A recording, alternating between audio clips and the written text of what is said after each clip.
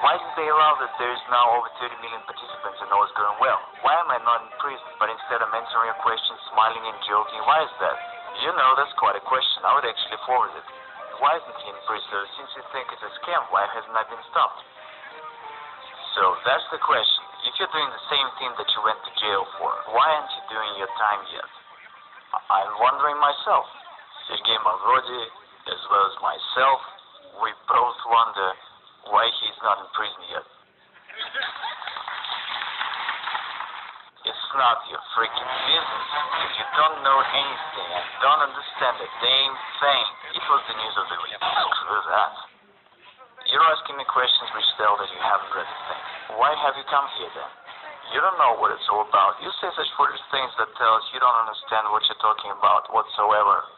Everyone perceives it in a manner that is quite clear to everybody intuitively that one can steal in this case. And the situation that one doesn't want to steal evokes amazement, and no one believes it. Is our society really that sick? I don't violate the law, the rest doesn't bother me.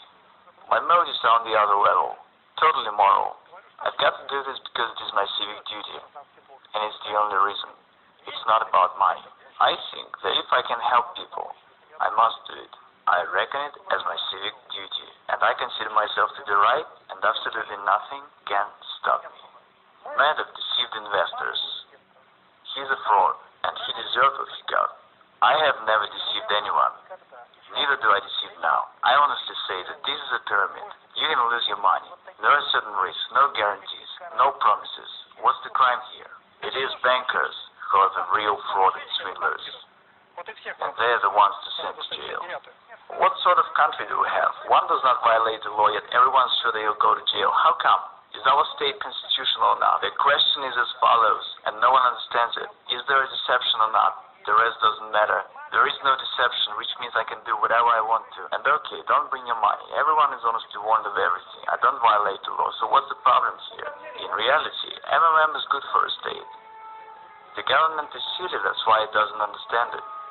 Because in particular, MMM relieves the social stress, and the participants of MMM are happy and glad. They've got no protest moods. And at that, MMM doesn't require neither expenses nor any trouble. It grows very much like wild grass beside a fence, and everyone's glad and happy. In fact, should the government be smarter, it really should cherish us. When I came to the house of Russian Federation Parliament, the entire Duma turned to me to change their money. They all had played, but they did it anonymously. See, I had no need to talk to any high officials.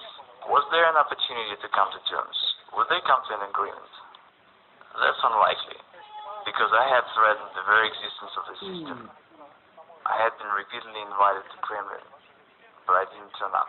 So they invited you to Kremlin? Yes, they had invited me for private talks. What especially was great is that